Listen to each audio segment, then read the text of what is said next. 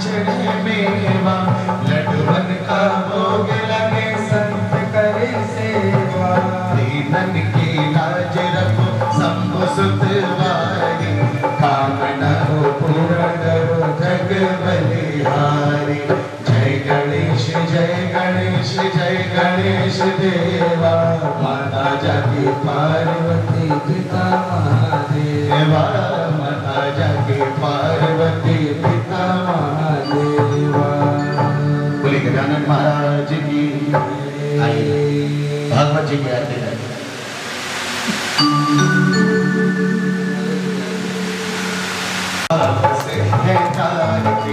भागवत भगवान की है आरती, पापियों को पाप से हटाती। ये अमर ग्रंथ ये मुक्ति पंथ, ये पंचम वेद निराला, नव ज्योति जगाने वाला, नव ज्योति जगाने वाला, नव ज्योति जगाने वाला।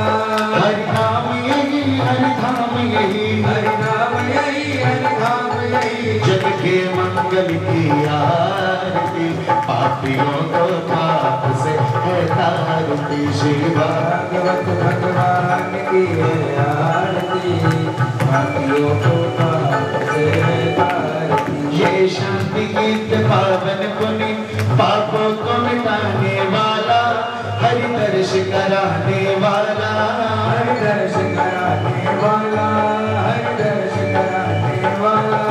यह सुख करनी यह दुख हरनी, सुख करनी यह दुख हरनी, यह सुख करनी यह दुख हरनी, सुख करनी यह दुख हरनी। श्री मधुसूदन की आरती, पापियों को पाप से हटाती। श्री भागवत भगवान की है आरती, पापियों को पाप से हटाती। यह मधुर बोल जग बंद खोल, सन्मार्ग दिखाने वाला, बिगड़ी को बनाने वाला, बिगड़ी को बनाने वाला, बिगड़ी को बनाने वाला। श्री राम यही घनश्याम यही, श्री राम यही घनश्याम यही, श्री राम यही घनश्याम यही, श्री राम यही घनश्याम यही। प्रभु के महिमा की आरती, पापियों को पाप से हटाती। श्री भागवत भगवान की आरती, पापियों को पाप से हटाती।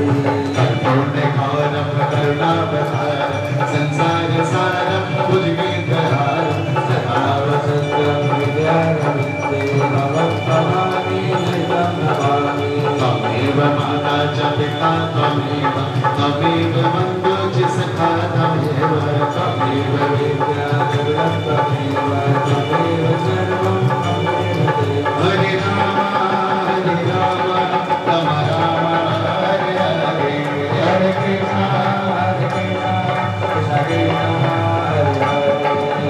मोरिया हरे पप्पा मोरिया हरे, मोरिया हरे पप्पा मोरिया हरे, मोरिया हरे पप्पा मोरिया हरे, मोरिया हरे पप्पा मोरिया हरे, मोरिया हरे पप्पा मोरिया हरे, मोरिया हरे पप्पा मोरिया हरे, मोरिया हरे पप्पा मोरिया हरे, मोरिया हरे पप्पा मोरिया हरे। बोली गजानन महाराज की जय, श्री कृष्ण कन्हैया लाल की जय।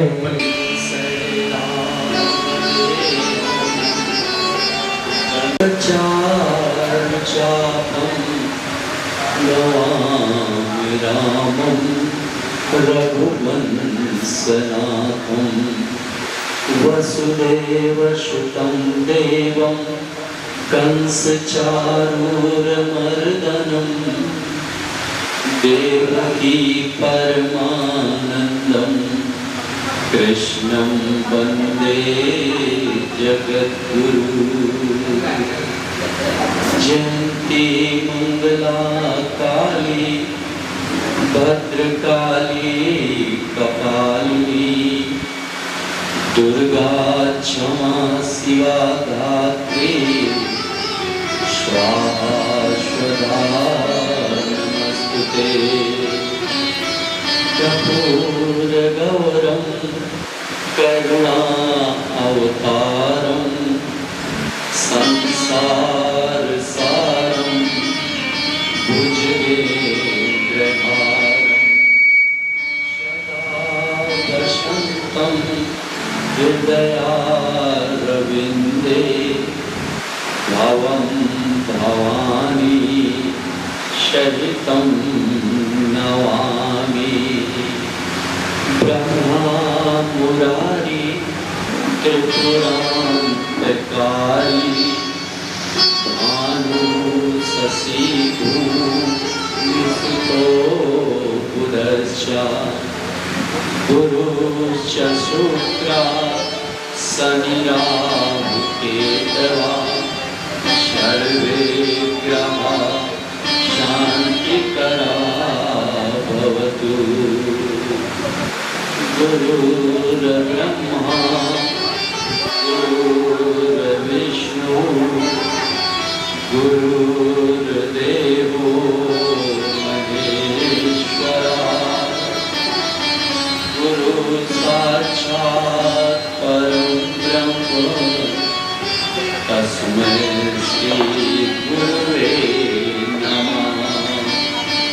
नारायण नमस्कृत्यं नरं चैव नरोत्तमं देवी सरस्वती व्यासं ततो जयमुदीरये। जय जय श्री राधारमण जय जय नवल किशोर जय गोपी चित चोर प्रभु जय जय माखन चोर।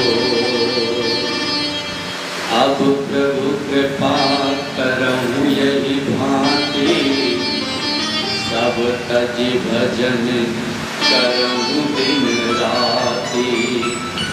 बार बार बर मानहूँ हर्ष देव सेवन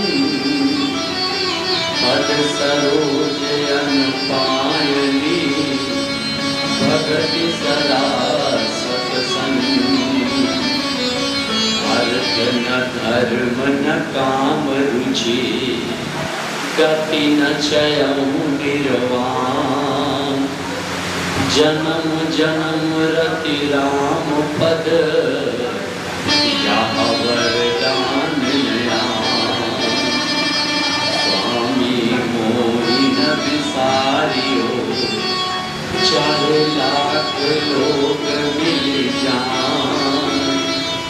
हम सब तुम्हारे बहुत हैं तुम सब हमरे नाम। बोल श्यावर रामचंद्र की जय पवन सुत हनुमान की जय। कृष्ण कन्हैया राधा मैया की जय। सब भगवानों की जय सब संतों की जय सब महाराजाओं की जय माता पिता की जय। हर हर महादेव हर हर महादेव हर हर महादेव।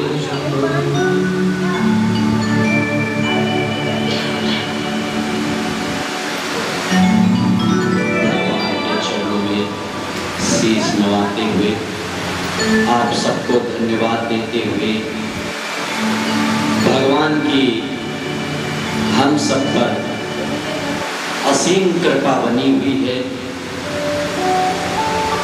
उनकी कृपा से हम सब लोग एक साथ एक जगह पर बैठ करके भगवान के गुण गा रहे हैं। हे दयाल देव हे दीनानाथ हे गढ़गढ़वासी जहां कोई नहीं पहुंचता वहां तक आपकी पहुंच जल अग्नि वायु सब प्रभु आपके ही नियम के अनुसार चल रहे हैं। हे दयानुदान, करुणा के सागर, कृपालु भगवान, जो नित्य पूजन पाठ नियम पूर्वक सुन रहे हैं, नित्य आते हैं, इन पर प्रभु आपकी कृपा है। जो इस कथा के मुख्य पूजन यजमान है MP सिंह जी और विद्याकांत जी, नित्य सुबह का पूजन, वेदी पूजन, भगवान की कथा का श्रवण मनन चिंतन कीर्तन बड़े भाव के साथ श्रवण कर रहे हैं। हे भगवान, इन पर, इनके परिवार पर अपना आशीर्वाद वाला हाथ बनाए रखना, अपनी दया ममता करुणा बनाए रखना। हे दीनानाथ, इनकी रक्षा करना, इनके परिवार की रक्षा करना।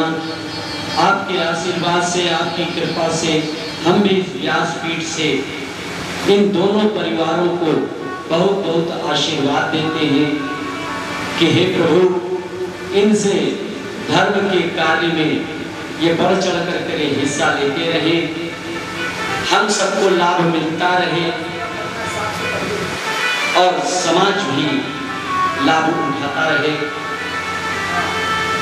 बहुत बहुत आशीर्वाद, साधुवाद, सदा प्रसन्न रहे, खुश रहे, अपने कार्यों में व्यस्त रहे। यहाँ पर उपस्थित समस्त भक्तगण, मातृशक्ति, भगिनी शक्ति, भ्राता शक्ति, सभी को बहुत बहुत आशीर्वाद। सब पर भगवान का आशीर्वाद बना रहे,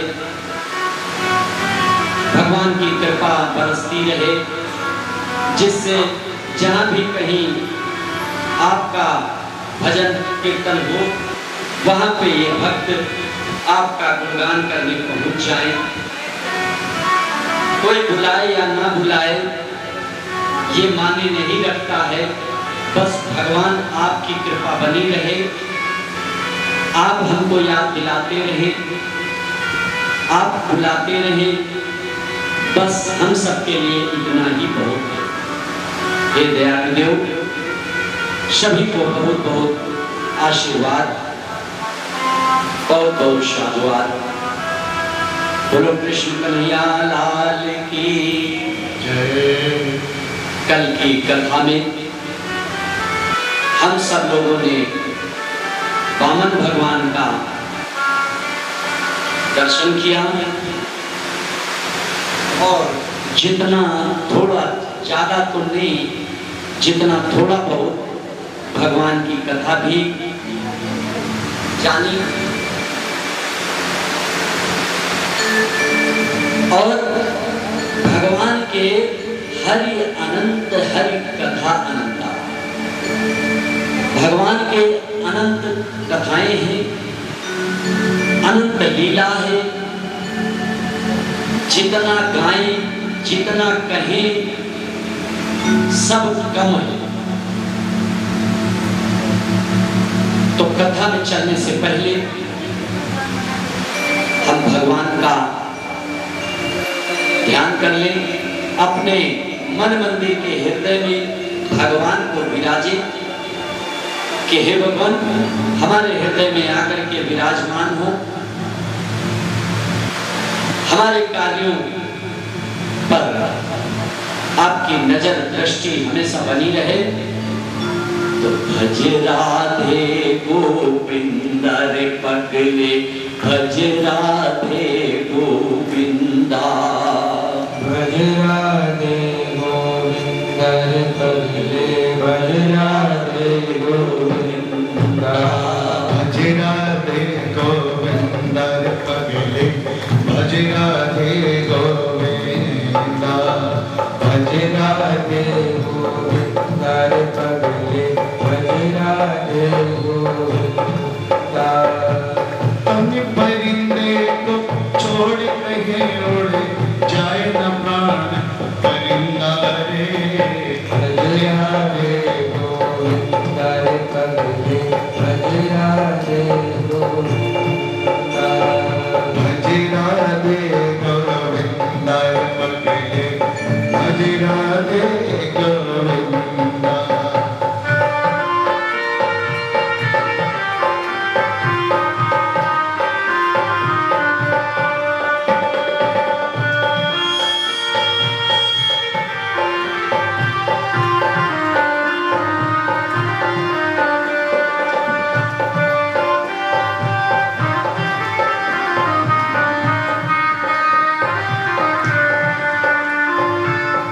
झूठी सारी दुनियादारी झूठा तेरा मेरा रे। झूठा तेरा मेरा झूठा तेरा मेरा। झूठी सारी दुनियादारी झूठा तेरा मेरा रे। झूठा तेरा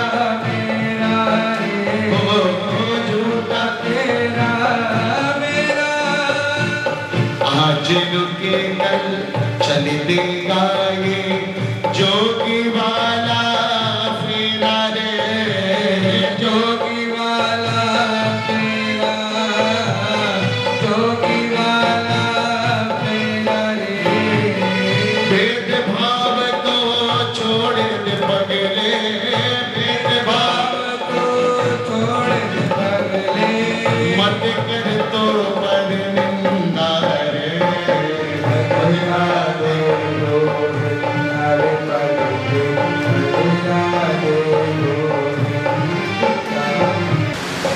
राजा बलि के पास में जब भगवान पहुंचे तो बलि बिल्कुल अचंभित हो गया कि आज तक के लोग तो मैंने बहुत देखे पर ऐसा रूप ऐसा सलोना और बटु और उस पर ब्राह्मण हमारा तो यज्ञ सफल हो गया। बुलाया प्रणाम किया और कहा महाराज जी आप कौन हैं? भगवान ने कहा हम बामन हम ब्राह्मण हैं। अरे आज तक बलि के दरवाजे से कोई खाली नहीं गया तो आपकी क्या इच्छा है? आपकी जो इच्छा हो मानो।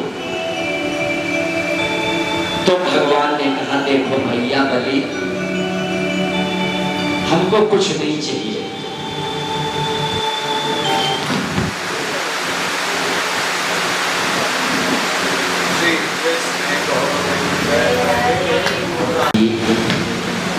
ऐसा नहीं हो सकता है कि आपको कुछ नहीं चाहिए। आप कुछ ना कुछ मांगने जरूर आए हैं। भगवान ने कहा कि बलि हम मांगने तो नहीं आए और हम तुम्हारा नाम सुन करके आ गए और तुम्हारा नाम जैसा सुना हमने तुमको वैसा ही पाया। अरे देखो ना हिरण्याकश्यप हिरण्याक्ष तुम्हारे बाबा और प्रहलाद और तुम्हारे पिताजी विरोचन उसके बेटा तुम हो बलि। जैसे उनको देख करके दुनिया सम्मान करती थी और वैसे ही तुम भी उन्हीं के पद चिन्हों पर, ये देख करके हमको बड़ी प्रसन्नता हुई। पहले तो सोचे लगा रे राम राम, ये तो हमारे पूरे खानदान का पता जानता है, ये बौना बहुत चालू लग रहा है क्या। तो कहा अरे पंडित जी कुछ हो चाहे ना हो, आप आए हो मांगने, क्योंकि बिना काम के ब्राह्मण तो किसी के दरवाजे जाते ही नहीं है, तो आप बात घुमाइए नहीं, जो मांगने के लिए आए हो मांग लो।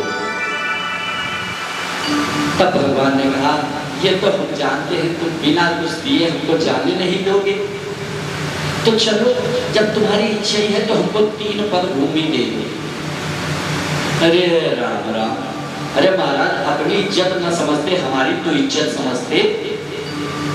अरे इतना बड़ा साम्राज्य हमारा और तुम 3 पग भूमि मांग रहे हो, अरे क्या करोगे 3 पग, और नान सारे हो 6 फुट के, तुम्हारा एक बित्ते में तो सब धरती का वो हो जाएगा, एक बित्ता ज्यादा नाप नहीं पाओगे। अरे कोई और मांग लो, इतना मांग लो कि किसी के जीवन में किसी के दूसरे के दरवाजे मांगने जाना ना पड़े। भगवान ने कहा नहीं बलि, जितना हम कह रहे हैं उतने ही हमको चाहिए, और 3 पग भूमि इसलिए मांग रहे हैं कि जब हमको संध्या पासन करना रहता है ना, तो हम किसी के दरवाजे बैठते हैं, तो वो व्यक्ति कहता है अरे बाबा उठाओ अपन झोली झंडा, यहाँ से निकल लो। हम कहते हैं भैया संध्या पासना कर ले और उसके बाद यहाँ से चले जाएंगे। नहीं नहीं नहीं, तुम्हारा बाबाओं का कोई भरोसा नहीं, आज अभी पूजा कर लो, कल लाओगे भटिया रख दो, परसों सुबह दीवार खड़ी करा दोगे, मंदिर बना दोगे, ना ना ना यहाँ से हटो। इसीलिए हम 3 पग भूमि मांग रहे हैं। कहा ठीक है नाम ले लो, जो तुम्हारी इच्छा है, तो 3 पग अपनी इच्छा से, और जहाँ जैसी इच्छा रहे हो वैसा ले। भगवान ने कहा नहीं ऐसे नहीं, हम तो ब्राह्मण है, ब्राह्मण बिना संकल्प के कोई दान नहीं लेता है, तो संकल्प करो। अब बलि ने कहा ठीक है, और उधर शुक्राचार्य ने सोचा ये पौना रात तक के हम देखा नहीं, और बड़ी देर से कटर कटर लगाए हैं, आखिर ये है कौन। शुक्राचार्य जी आए और आकर के जरा सा ध्यान लगाया तो देखा ये तो वामन भगवान है। बलि से कहा अरे बलि कहाँ तुम चक्कर में पड़े हो, अरे ये छलिया है, ये सब तुम्हारा छल लेगा, और इसको कुछ ना दो, इसको यहाँ से मना कर दो, जाने दो। बलि ने कहा गुरुजी बड़ी मुश्किल में, तो कहते कहते अब मुंह खोला, और मुंह खोला तो 3 पग भूमि मांगी। अरे तुम क्या सोच रहे हो, 3 पग में ये सर्प नाप लेगा, कुछ नहीं तुम्हारे पास बचेगा, तुम बर्बाद हो जाओगे। और कोई शास्त्र नहीं कहता है कि इतना दान करो कि स्वयं बर्बाद हो जाओ, ऐसा कोई शास्त्र नहीं कहता है। तो हमारी बात मानो, कुछ न दो, हाथ जोड़ लो बस। बलि ने कहा गुरुजी आप ही तो कहे कि जीवन में झूठ न बोलना, और आज कह रहे हो कि मना कर दो। अरे ये तुम नहीं जानते कौन है, अरे कौन है, ये बटुक ब्राह्मण है, बामन है। अरे ये बामन तिरपन नहीं है, ये साक्षात भगवान विष्णु है। बलि ने कहा गुरुवर आपने जो शिक्षा दी है कि जीवन में कभी झूठ न बोलना, आज आप झूठ के लिए हमसे प्रेरित कर रहे हो। और दूसरी बात आप कह रहे हो कि ये बामन भगवान है, तो भी हमारे हाथ में लड्डू है गुरुजी, कि जो जिनके आगे दुनिया मांगती है और जो दुनिया को देते हैं वो आज हमारे आगे हाथ फैला रहे हैं। तो इससे अच्छा अवसर कहाँ मिलेगा? चाहे हम बर्बाद हो जाए मगर हम देंगे। गुरुजी ने कहा, अरे तुम्हारी तो बुद्धि खराब है, तुम मानने वाले नहीं हो, जाओ हम श्राप देते हैं, तुम धन और लक्ष्मी यश कीर्ति से निष्क्रिय हो जाओगे। और इतना कह करके चले गए, श्राप दे करके।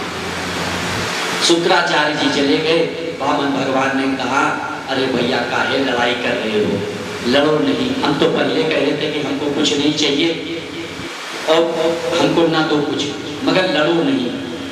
बलि ने कहा, नहीं मां, आप चिंता ना करो, आप जो चाहते हो वो मिलेगा।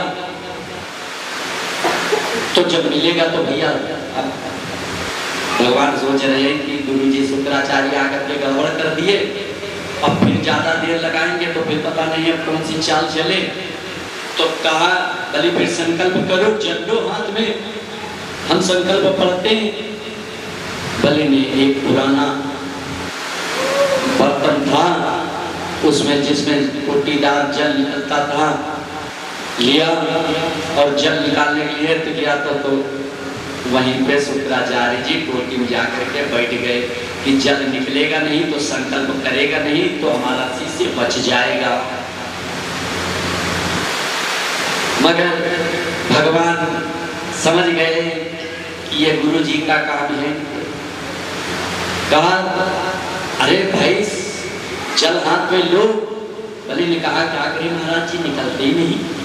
अरे ये पात्र बड़ा पुराना है, लाओ हम थोड़ा सही कर दे, पुराना हो गया ना, लाओ लाओ।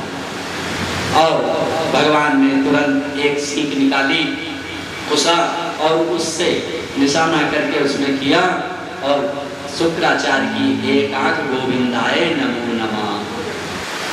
अब एक हम ये बात बता दें आपको कि ये जो हम आपको बता रहे हैं कि टोटी में शुक्राचार्य जी बैठ गए, ये आया है ग्रंथ में, कुछ आया है मगर भागवत में नहीं है। किसी ग्रंथ में ये कहा गया है तो वो इसी में जोड़ा गया और हम सब उसी की चर्चा भी करते हैं। तब जब आंख में लगा, शुक्राचार्य के एक आंख गई उनकी, भागे वहां से। अरे राम राम, देने वाला कौन, लेने वाला कौन, बीच में दूसर चलना बेकार बन रहे। और देखो भैया, हम सबको भी ये बात याद रखनी चाहिए, अगर घर परिवार में कोई सत्संगी है, धर्म का पथ में चलने वाला है, या कोई दान दक्षिणा देना चाहता है, तो उसके बीच में पड़ना नहीं चाहिए। अरे अभी ना दो, फिर वहां चलेंगे वहां दे देंगे, फिर जाड़ा आएगा तब दे देंगे, गर्मी आएगी तब दे देंगे, ऐसा नहीं। किसी के बीच में कौन क्या दे रहा है, अगर हम उसके बीच में पड़ते हैं तो जैसे आज शुक्राचार्य की हालत हो रही है, तो ये कभी न कभी हम भी आप भी पाप से गिर जाएंगे। तो ये गाली नहीं करना है, जो कोई जैसा करता है करने दे। दान पुण्य अगर कर रहा है तो उसमें बढ़ चढ़ करके और सहयोग नहीं कर सकते, चलो कोई बात नहीं, मगर बीच में मना ना करें। तो आज शुक्राचार्य भागे और इधर हाथ में जलाया, भगवान ने संकल्प पढ़ा। बलि ने कहा, अब महाराज जी नाम लो। तो भगवान ने 14 लोग हैं, 7 नीचे के 7 ऊपर के, भगवान ने एक पग से 7 नीचे के जितने लोग थे सब नाप लिए, 7 लोगों को। दूसरे पग को उठाया है, उससे पूरे आकाश मंडल के जितने थे लोग उनको नापा, और जैसे ही नाप रहे थे अंगूठा भगवान का लगा और उस लोक में छिद्र हो गया। और जब छिद्र हो गया तो वहां से पावन गंगा चली, भगवान के चरणों को धुलते हुए पृथ्वी पर आने लगी। तैसे ब्रह्मा जी ने अपने कमंडल में उस गंगा जी को रोक लिया। वही गंगा आज जो प्रवाहित है गौमुख से होते हुए निकली है, गौमुख से और हरिद्वार आते हुए आप सब जगह कानपुर, यहाँ सब गंगा जी जहाँ जहाँ भी हैं, मुख्य स्थान गौमुख से ही निकली है।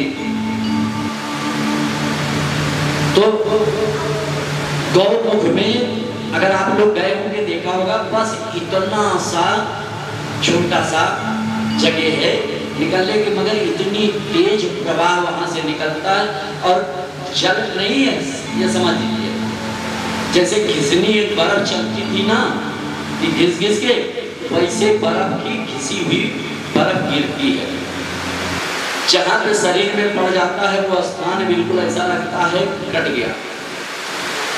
मैंने वहां पे स्नान किया तो, और स्नान करने के बाद वहां पे कई लोगों को, संतों को देखा, वहां के क्षेत्रीय लोगों को देखा, तो अपने बदन में वो कोड़े मार रहे थे। जब बदन से खून निकलने लगता था तो वो गंगा जी में फिर उसी में स्नान करते थे, फिर बाहर निकलते थे। हमने पूछा, महाराज जी ये कोई नियम है यहाँ का? तो उन्होंने कहा नहीं, नियम कुछ नहीं है, ये हमारा पापों का प्रायश्चित है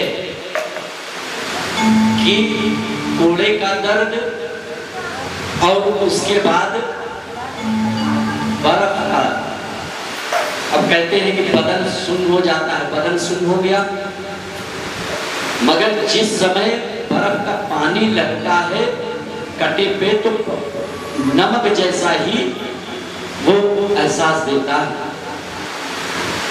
तो सबकी प्रथा है, देखिए वहां पे प्रायश्चित का विधान है, चल रहा है, लोग प्रायश्चित करते हैं। तो बलि ने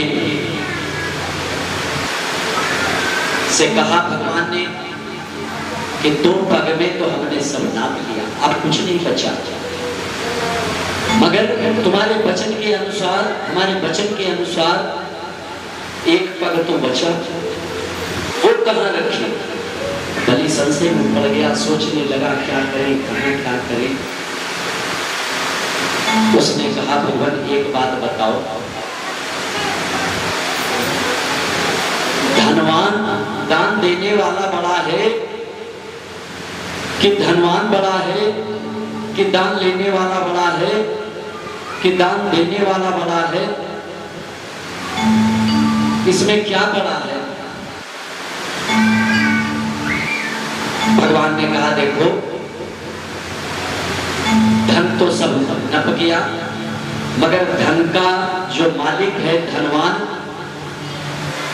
वो बड़ा है। तो बलि ने कहा तब प्रभु जी आपने तो इतने में हमारा सारा धन नाप लिया, मगर धन का मालिक धनवान तो भी खड़ा है, इसको भी अपने शरण में ले लो। भगवान बड़े प्रसन्न हुए और तीसरा चरण बलि के मस्तक पे रखा है, और जैसे मस्तक पे रखा प्रहलाद जी प्रकट हो गए और कहा कि भगवान आज आपने हमारे परिवार को कहां से कहां पहुंचा दिया। अरे हमको तो आपने गोदी में बैठाना और आज हमारे पोते को आपने तो शरण ही रख दिए, पूरा राज्य ही त्रिलोकी का दे दिया। भगवान आपकी ऐसे ही कृपा हमारे परिवार पर बनी रहे। भगवान ने कहा बलि अब हम तुमसे बड़ा प्रसन्न है, आए तो थे हम मांगने, इसमें कोई दो राय नहीं। सत्य बात तो यही थी कि हम मांगने आए थे, मगर अब हम आपको कहते हैं कि जो इच्छा हो वो मान लो। बलि ने कहा कि भगवान अगर देना ही चाहते हो तो भगवान ने कहा नहीं नहीं रुको रुको रुको बलि, हम तुम्हारे 100 यज्ञ पूरे हो चुके, तुम्हारे 100 यज्ञ पूरे हो गए और तुम इंद्र के पदवी पा चुके, मगर इस मनवंतर में नहीं, अगला जो मनवंतर आएगा उसमें तुमको इंद्र का पद मिलेगा और जब तक इंद्र का पद तुमको नहीं मिलता है तब तक हम तुमको पाताल लोक का राजा बनाते हैं, तुम पाताल लोक में जाओ, वहां राज्य करो, जैसे सारी सुख सुविधाएं वहां भी ऐसे ही हैं। अगर तुम्हारी और कोई इच्छा है तो और भी मांग लो। बलि ने कहा प्रभु अगर प्रसन्न है तो बस हम इतना चाहिए हमको कि जब भी हम आपको देखें, घर से निकले तो आपको ही देखें, इसी रूप में देखें। भगवान ने कहा अरे बलि तुमने तो सब कुछ मांग लिया, चलो कोई बात नहीं। आज भगवान बलि के साथ में पाताल लोक चले गए, उनका बलि का पूरा परिवार पाताल लोक में गया और इधर नारद जी लक्ष्मी जी के पास में पहुंचे। अरे मैया कहाँ हो मैया? अरे नारद बड़े दिन बाद आगमन हुआ, कैसे आना हुआ? आओ, अरे आपके लिए झोली माला लाए हैं। झोली माला? अरे हाँ ना, आपके पति विदेश में नौकरी कर लिए तो आप क्या करोगे, इसीलिए आपके लिए झोला लाए हैं माला, आप जपिए। कहा कि आप क्या कहना चाह रहे हैं? तब नारद जी ने कहा माँ भगवान राजा बलि के यहाँ चौकीदारी कर रहे हैं और अब वो आएंगे नहीं। माँ ने कहा कि नारद जी आप सही कह रहे हैं कि आप नहीं आएंगे, अगर नहीं आएंगे तो आप संदेशा लेके आए तो उपाय भी तो आप ही बताएंगे, उपाय बताएं। नारद ने कहा माँ एक ही उपाय है, बलि के कोई बहन नहीं है, बस। लक्ष्मी जी ने कहा हम समझ गए, और लक्ष्मी जी आई, पाताल लोक में आई, पाताल लोक में आकर के रोने लगी, और जैसे रोने लगी बलि उधर से आ रहा था, बलि ने रोने की आवाज सुनी, पास में आया। अरे क्यों रो रही हो, कौन हो तुम, क्या चाहिए तुमको? लक्ष्मी जी ने कहा भैया हमको कुछ नहीं चाहिए, और जैसे भैया कहा ना तो बलि की आंखों में आंसू आ गए कि मेरे तो कोई बहन नहीं है। और आज जब हम बहन शब्द सुना तो वो पिघल गया, कहने लगा कि आपने हमको बहन कहा, भाई और हमारे कोई बहन नहीं है। तो लक्ष्मी जी ने कहा हमारे कोई भाई नहीं है। तब तो अच्छा हो गया बहन, आप हमारे धर्म की बहन हैं, हम आपके धर्म के भाई बन जाते हैं अगर आप स्वीकार करो। लक्ष्मी जी ने कहा भैया इसमें स्वीकार क्या करना है। तुरंत उन्होंने कहा कि हम सहमत हैं। तो बलि ने कहा अगर सहमत हैं तो हमारे घर चलिए। लक्ष्मी जी आज गई तो जब दरवाजे पे पहुंची तो भगवान को देखा। भगवान ने सोचा कि अरे ये कहां से आ गया। आंखों आंखों में बात हुई कि तुम विदेश में नौकरी करने चले आए तो हम भी तो नौकरी करने चले आए, हम क्या करते वहां, तुम यहाँ पे हो तो हम भी आ गए यहाँ पे। और लक्ष्मी जी चली गई अंदर। रक्षाबंधन का पर्व आया। आज माता ने बढ़िया थाली सजाई और बलि के पास में पहुंची। बलि इतना प्रसन्न कि आज रक्षाबंधन, वहीं से रक्षाबंधन का त्योहार भी चला है।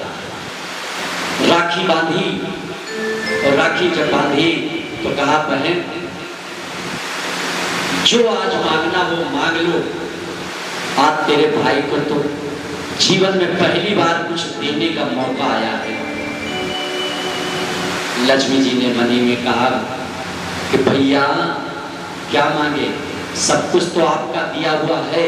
अरे नहीं, जो चाहो मांग लो, और मांगना पड़ेगा क्योंकि ये त्योहार तभी सार्थक होगा जब हम आपकी भावनाओं को समझ सके। लक्ष्मी मैया ने कहा ठीक है भैया, अगर देना ही चाहते हो,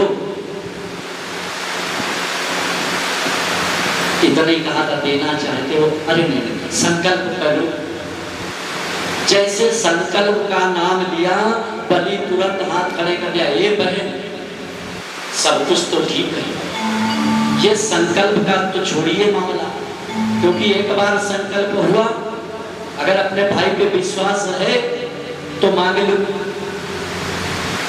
कहा ठीक है कोई बात नहीं, संकल्प ना करिए, कोई बात नहीं। लक्ष्मी जी ने राखी बांधी और राखी के एवज में कौन क्या दे पाता है, ये तो प्यार का बंधन है। इस बंधन की कीमत न दी जा सकती है, न मांगी जा सकती है और ना ही बताई जा सकती है। अनंत है। बलि ने कहा मांगो बहना जो चाहिए। लक्ष्मी जी ने कहा भैया आपकी कृपा से सब कुछ हमारे पास में है, बस एक चीज नहीं है, अगर वो चीज आप दे सके तो दे दे। बलि ने कहा कोई ऐसी चीज नहीं है जो आज हम अपनी बहन को ना दे सके। अगर आज बहन हमारा सर भी मांगेगी तो हम देंगे। अरे नहीं नहीं भैया, आज शुभ दिन है, ऐसी बात ना बोलो, हमारे पास सब कुछ है, बस एक जो आपका चौकीदार है ना, हमारे यहाँ चौकीदार की कमी है, बस यही चौकीदार हमको दे दो, बस यही चाहिए। आप बलि के कान खड़े हो गए। अरे आप बताओ कि आप हो कौन? तुरंत भगवान को बुलाया, अरे आओ आओ, दोनों लोगों को बुलाया कि आप दोनों लोग छलिया हो। अरे हम जान गए, बताने की भी जरूरत नहीं है। बड़े प्रसन्न हुए और भगवान का हाथ लक्ष्मी जी के हाथ में दिया, प्रणाम किया और कहा कि आज जितना मैं प्रसन्न हूं उतना शायद ही कोई जग में प्रसन्न हो, क्योंकि आज हमारे सामने जगत के आधार जगन्नाथ साक्षात सामने खड़े हैं। जगजननी माता समझ खड़ी है और दुनिया इन्हीं दो लोगों से मांगती है। और आज हमसे इन दोनों लोगों ने मांगा, संसार में जगन्नाथ जी से सब लोग मांगते हैं और आज जगन्नाथ जी ने हमसे मांगा। तो प्रभु आप को दिया, आप प्रसन्न रहे, हम पर कृपा बनाए रखें। इतना कह करके भगवान आशीर्वाद दिए हैं। भले आगे मनवंतर आएगा, तुम इंद्र की पदवी पाओगे। इतना आशीर्वाद दे करके दोनों लोग विदा लेकर के अपने धाम को आए हैं। सबसे तो इसमें क्या है, प्रेम सबसे ऊंचा है और प्रेम की कोई कीमत नहीं होती है। तो सबसे ऊंची प्रेम सगाई, तो सबसे ऊंची प्रेम सगाई, सबसे ऊंची प्रेम से ऊंची प्रेम सगाई, सबसे ऊंची प्रेम सगाई। दुर्योधन के मेवा त्याग्यो, दुर्योधन के मेवा त्याग्यो, दुर्योधन के मेवा त्याग्यो, दुर्योधन के मेवा त्याग्यो।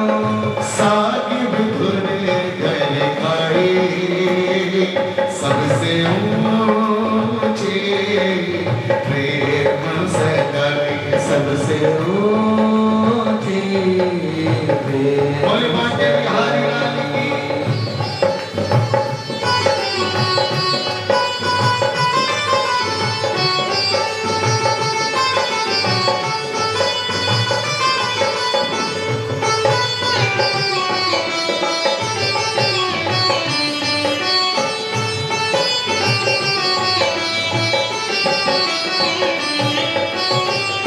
झूठे फल शबरी के खाए, झूठे फल शबरी के खाए, झूठे फल शबरी के खाए, झूठे फल शबरी के खाए।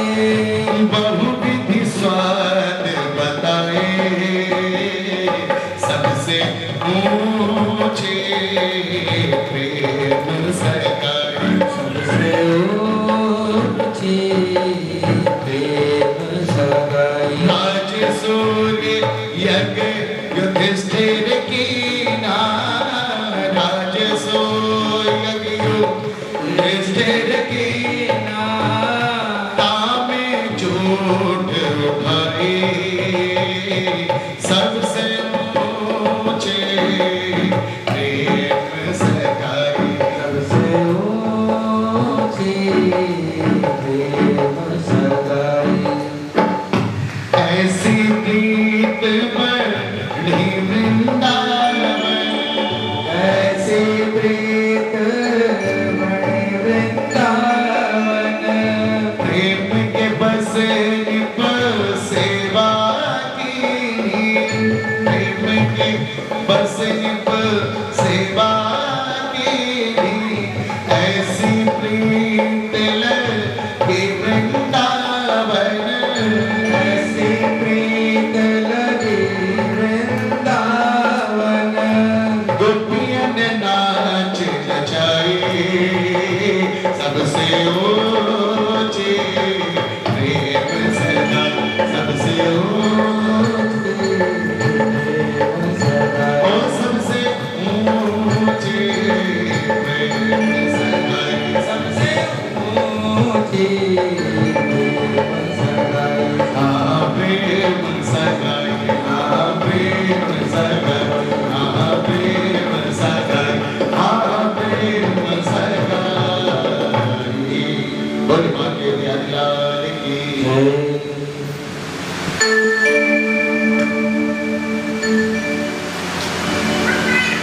परीक्षित जी ने सुखदेव जी से कहा कि गुरुवर, जीवन में किसका सहारा ले, और हमें नहीं संसार में कौन किसका सहारा ले जिससे जीवन के अंतिम क्षण में पछताना ना पड़े। देखो भैया, जब अंतिम समय होता है मृत्यु का, जब डॉक्टर अगर बता देते हैं कि भैया अब ले जाओ, कोई इनको जो इच्छा करे खिलाओ पिलाओ सब कुछ, अब इनका कुछ ही दिन का समय है, तो उस समय व्यक्ति के अंदर मृत्यु की बात हो रही है, तो चार बातें मनुष्य को उस समय याद आती हैं। पहली बात उसको ये याद आती है मरने वाले को कि हमने जीवन में जो कमाया, जो बचाया, जो उड़ाया, वो कितना सुरक्षित है, उसकी सुरक्षा है भी कि नहीं, और अब हमारे बाद उसका क्या होगा, या हमने जो खर्चा किया अगर ना खर्चा करते तो आज वो भी रखा होता। दूसरी, अब हम मरने के बाद कहां जाएंगे। तीसरी बात कि जीवन का समय निकल गया, हमने कुछ किया नहीं, यानी अब हम कुछ कर नहीं पाए, तो अब क्या होगा। चौथी बात कि इतनी पीड़ा है हमारे अंदर, देखिए बोल नहीं पाता है, कभी कभी तो लोगों के गण देख करके शरीर के सारे अंग शिथिल हो जाते हैं, यहाँ तक के लोगों के मलमूत्र का भी त्याग कर देते हैं, मगर उसकी अंतर में ये बात चलती रहती है इन चार बातों में कि अब इतना दर्द है कि अब हम अगर कुछ समय मिल जाता तो ये जितनी तीन चीजें हमने बताई, चौथे चीजें में कन्वर्ट किया। यही काम सिकंदर ने किया। जब सिकंदर मरने लगा तो यही तो सोच रहा था कि अगर हमको 1 मिनट का समय मिल जाता तो हमारा जीवन जितना हमने कमाया है ये सब हम सही कर देते, बस खाली एक क्षण के लिए मिल जाता समय। और यमदूतों से समय मांगने लगा सिकंदर, तो यमदूतों ने कहा उस वक्त मांगा जब वक्त बंद आया, अरे अब तो हमारे पास तो समय देने का है ही नहीं, अब तुम्हारे पास भी समय नहीं है। कहने का तात्पर्य केवल इतना है कि आप सब लोग सत्संगी हैं तो बाद में पछताना ना पड़े कि हमारे धन का क्या होगा, हमारे समय का क्या होगा, हमारे दर्द का क्या होगा।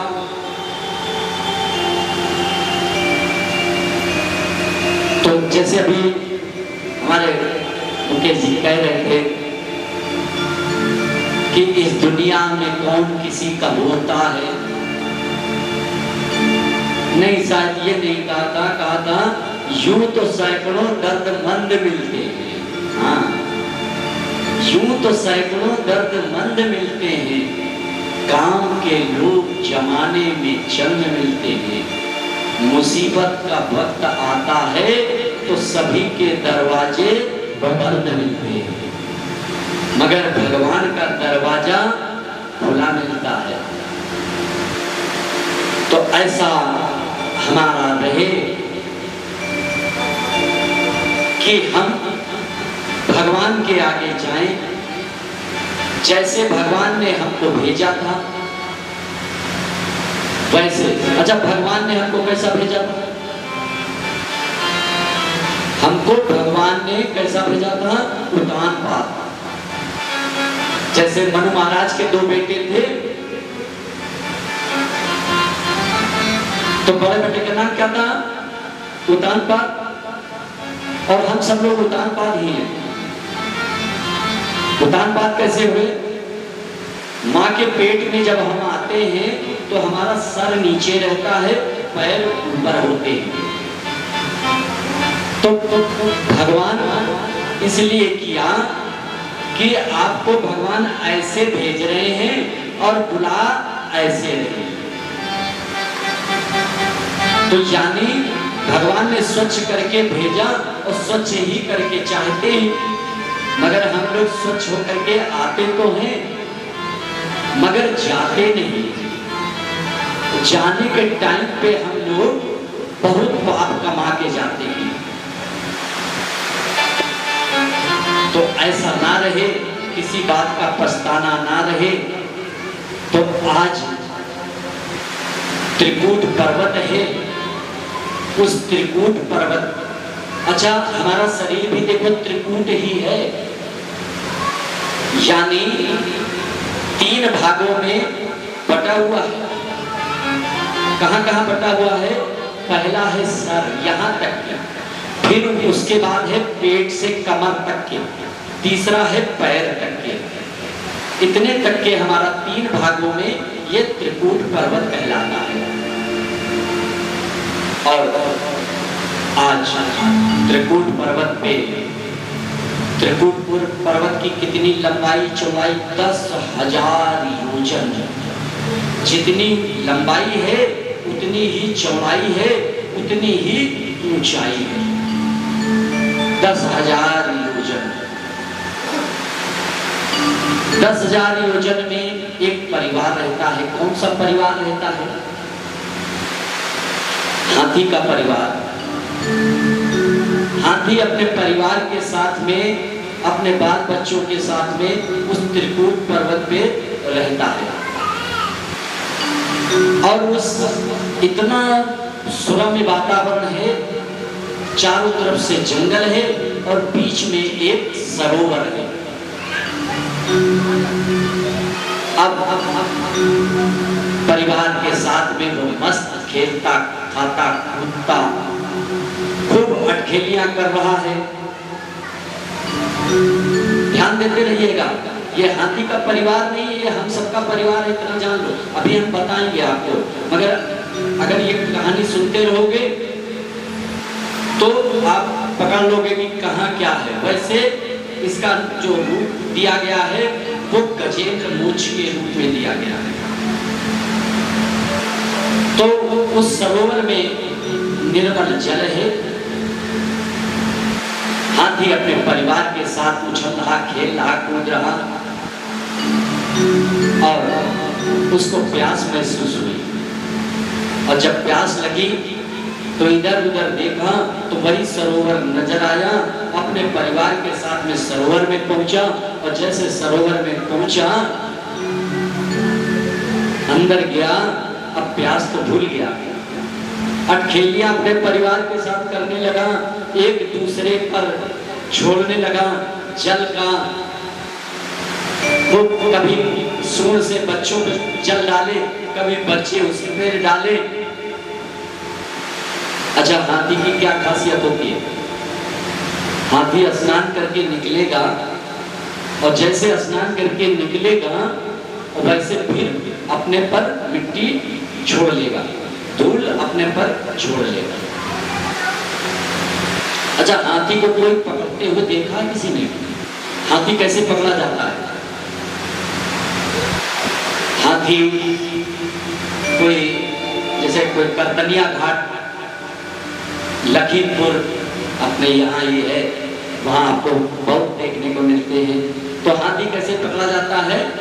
हाथी पकड़ने के लिए एक बहुत बड़ा हाथी के ही हिसाब से बहुत विशाल गड्ढा बनाया जाता है, और जब गड्ढा विशाल बनाया जाए और फिर उसके पास उसको पाटा जाता है, किससे? घास फूस से, थोड़ी हल्की हल्की लकड़ियां रख करके, जिससे कि हाथी का पैर आएगा तो टूट जाए, इतना मुलायम रहे। और उसके ऊपर घास बढ़िया सा पेड़ वेड़ बना करके सब लगा दिए जाते हैं, और बीच में एक हथनी का रूप बना करके, कागज की हथनी बना करके, और उसको वहां पे खड़ा कर देते हैं। और जब हाथी आया और हथनी के उस पे, और जैसे उस गड्ढे में उसका पैर पड़ा, चला गया नीचे। अब वो 10-15 दिन पड़ा रहता है भूख प्यास से। अब वो पड़ा रहेगा, जब बिल्कुल उस अथाह शिथिल हो जाएगा तब महावत आता है, उसको निकाला जाता है, निकाल कर करके तब वो बिल्कुल शांत हो जाता है। यही हमारा जीवन का चक्र है। हम भी संसार में काम, क्रोध, लोभ, मोह, मद, मत्सर, इनसे अपने शरीर को गंदा करते रहते हैं। बढ़िया स्नान करके घर से निकलते हैं ना, और जब घर से स्नान करके निकलते हैं और बाहर सब यही ओढ़ते रहते हैं, ओढ़ते रहते हैं। और किसी ने दिया लालच कि देखो भैया ये काम हो जाए तो तुम इतना ले लेना, तुम इतना ले लेना, ये कर लेना, तुम ये खा लेना, तुम ये पी लेना। हम फंस गए, हम फिर वो माया में चले गए। ये हाथी का एक दिन का है, हमारा नित्य का है। हम रोज फंसते रहते हैं।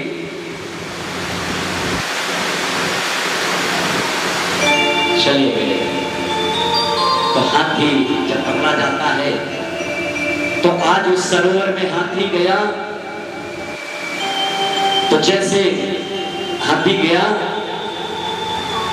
उसी समय एक मगर ने हाथी का पैर पकड़ लिया। और जब पकड़ लिया तो हाथी अपने परिवार के साथ में क्या कह रहा? अरे ये छोटा सा जीव, अभी इसको दाब देंगे, मर जाएगा, और ये हमारा पैर पकड़ने चला आया।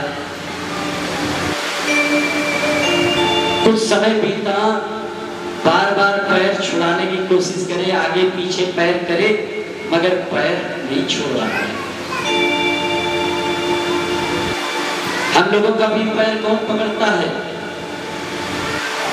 जरा, जरा माने बुढ़ापा।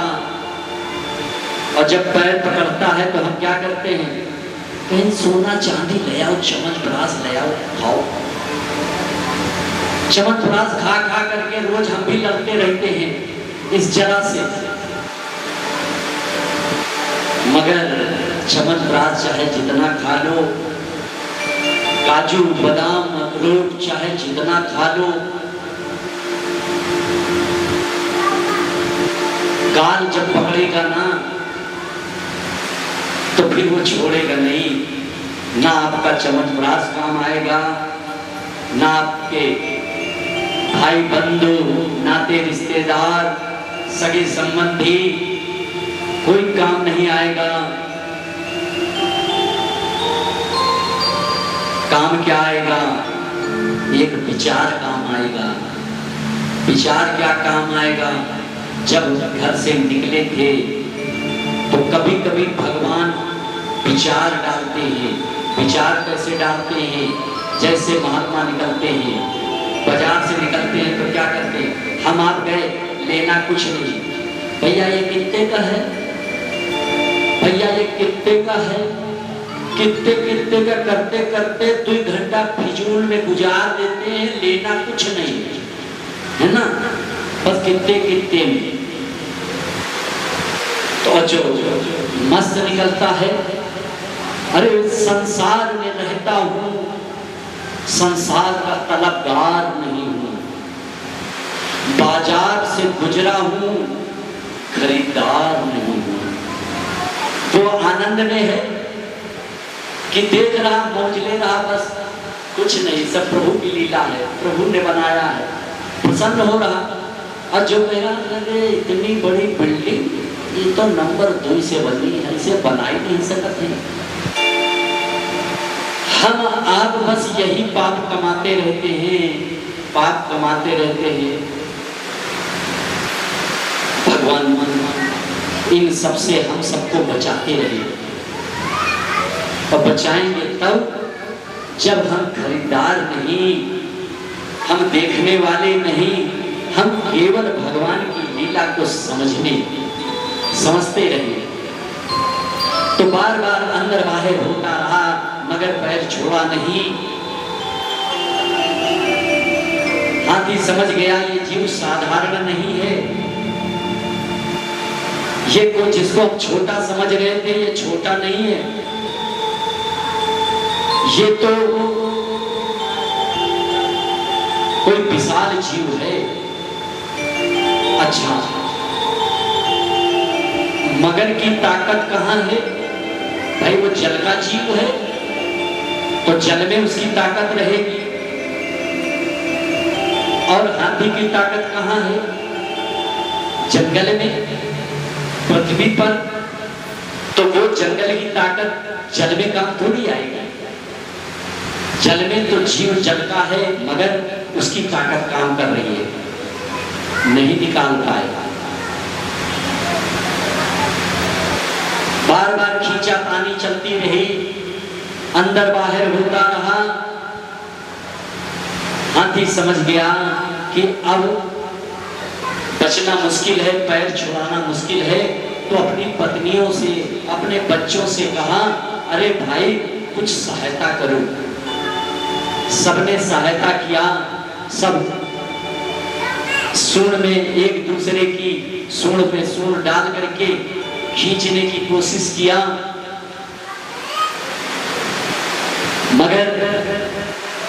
मगर की ताकत को पार नहीं पाया। फिर सबकी ताकत को मगर अंदर खींच ले गया। सब साथ छोड़ करके जाने लगी। तो हाथी ने देखा कि अरे ये तो सब जा रही है, आवाज दिया, अरे तुम लोग कहां जा रही हो हमको छोड़ करके?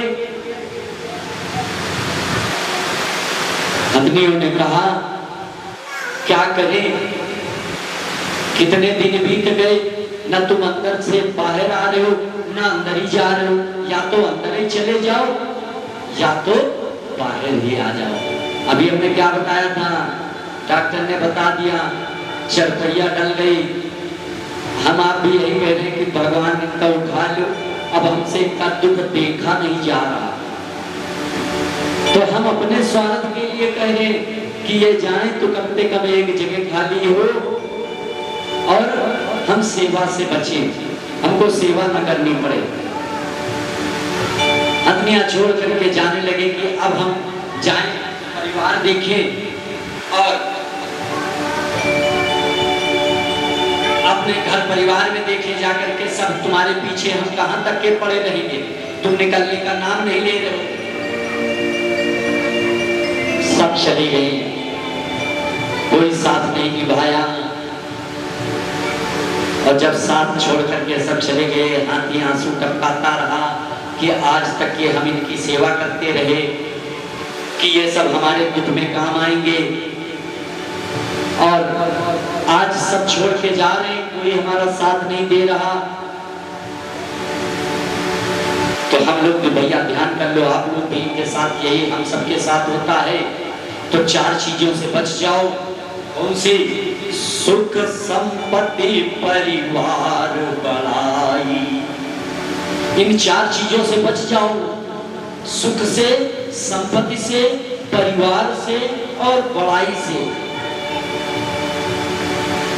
अगर इनसे बच गए तो फिर हम पार हो जाएंगे, मगर इनसे बचना आसान नहीं है। आज सब छोड़ के चले गए, हाथी सोचता रहा कि अब दुनिया में कोई नहीं, अब केवल भगवान का ही सहारा है। और अब उसको ध्यान आया कि अगर भगवान के अलावा हमारा कोई दुनिया में नहीं है, और भगवान की स्तुति गाने लगा। हरि नाम नहीं तो जीना क्या, हरि नाम नहीं तो जीना क्या। अमृत में है नाम जगत में, अमृत है हरि नाम जगत में, इसे छोड़ रस पीना का, हरि नाम नहीं तो जीना का, हरि नाम नहीं तो जीना का, हरि नाम नहीं तो जीना का, हरि नाम नहीं तो जीना का। अमृत है हरि नाम जगत में, अमृत है हरि नाम जगत में, अमृत है हरि नाम जगत में, इसे छोड़ रस पीना क्या, हरि नाम नहीं तो जीना क्या, हरि नाम नहीं। जय हो।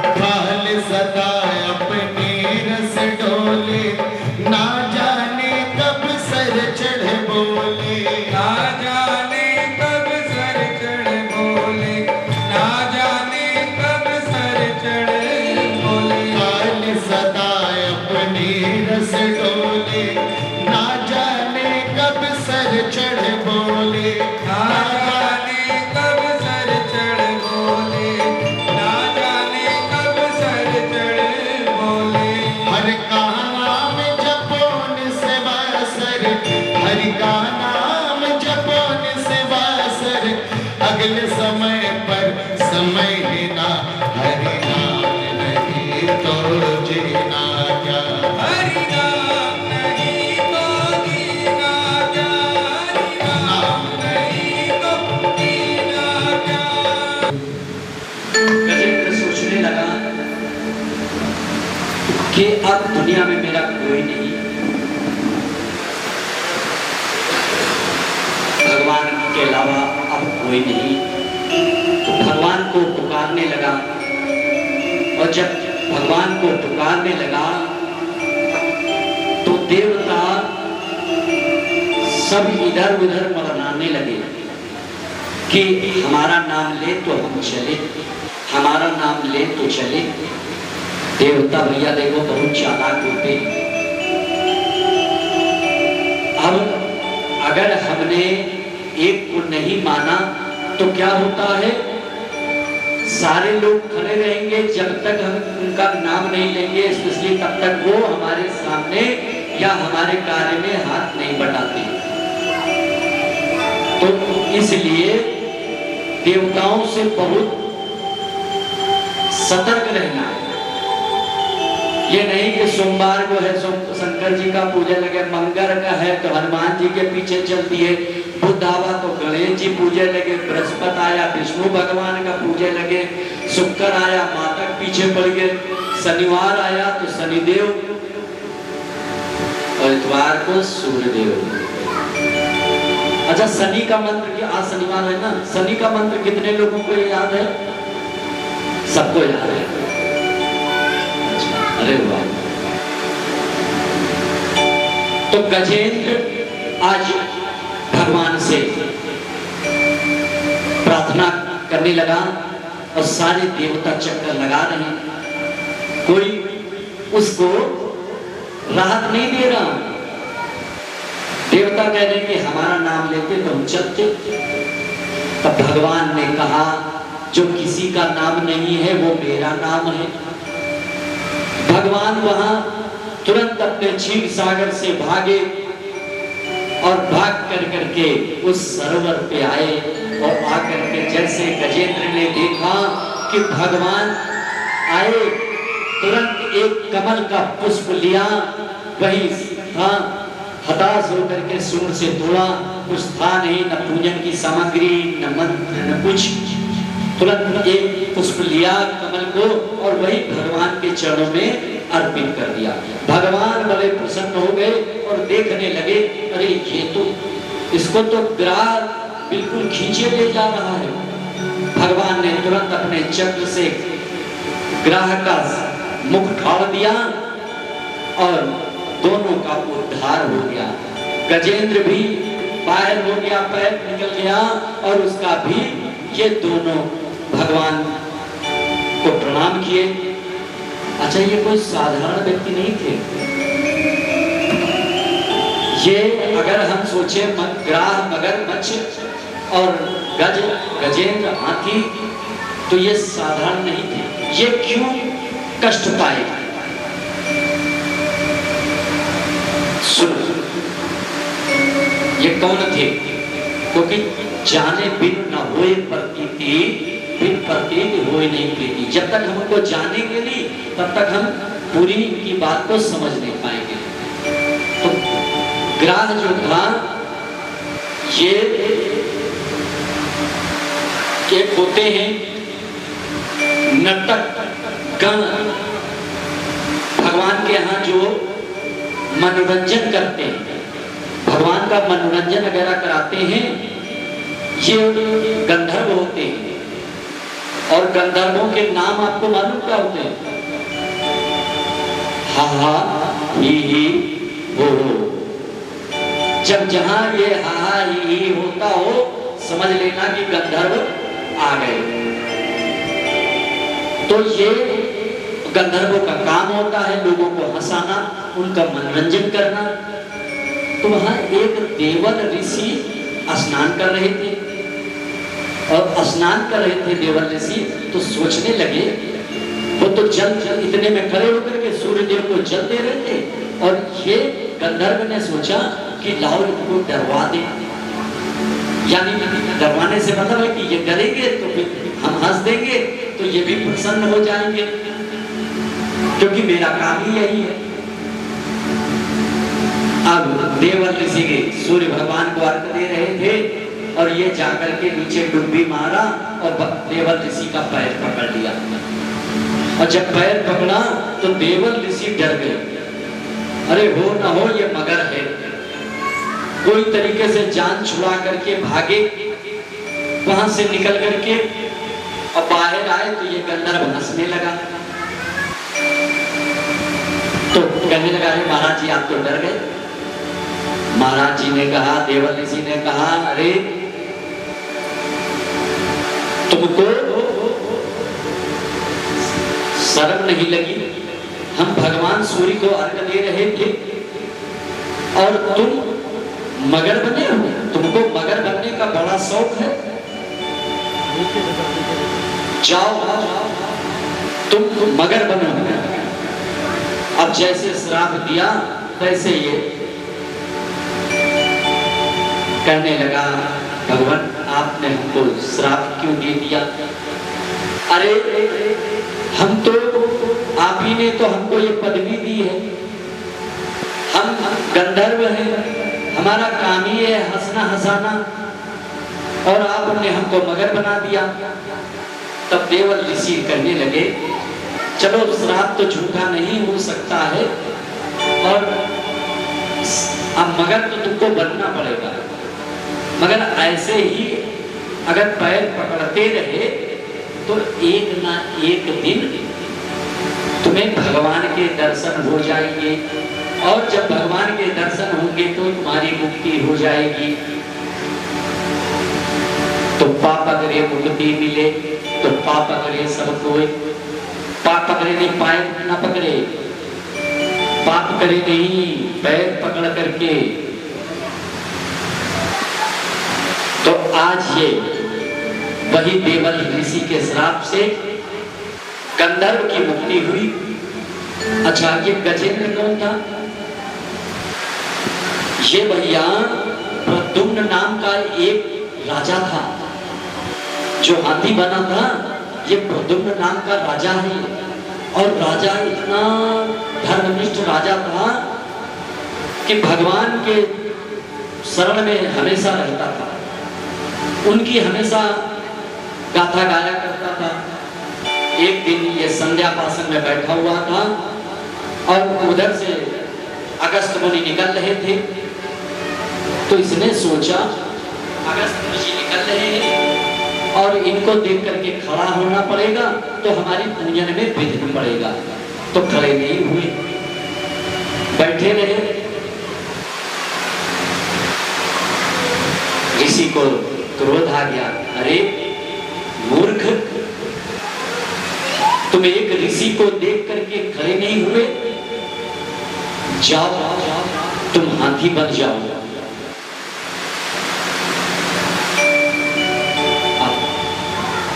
इंद्रद्युम्न राजा पछताने लगे, हाथ जोड़ने लगे, क्षमा मांगने लगे। तब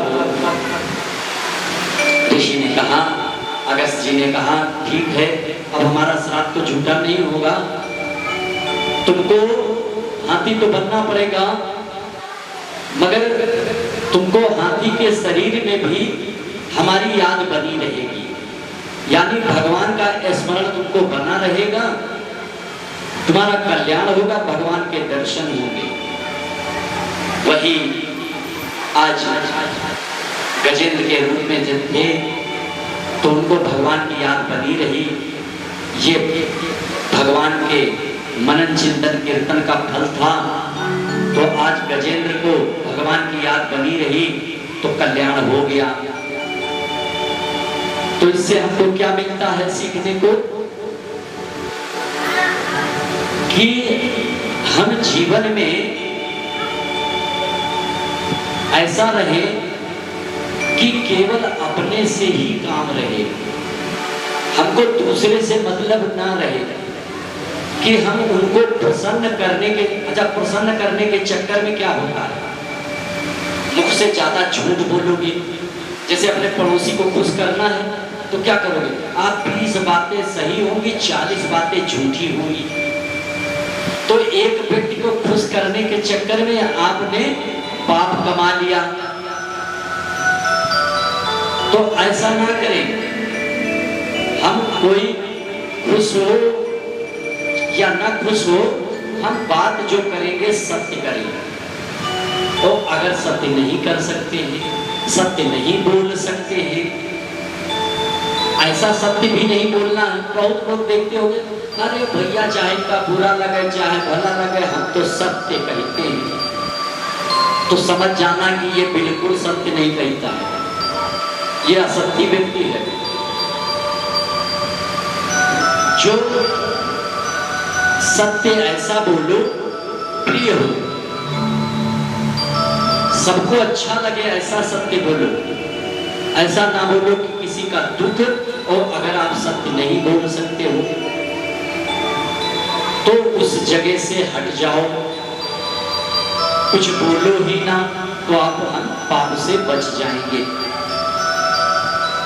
देखो भगवान का प्रेमी ही भगवान को पा सकता है। हम लोग लाख केला संतरा अमरूद चढ़ाएं या धूप बत्ती अगरबत्ती मोमबत्ती जलाएं, अब तो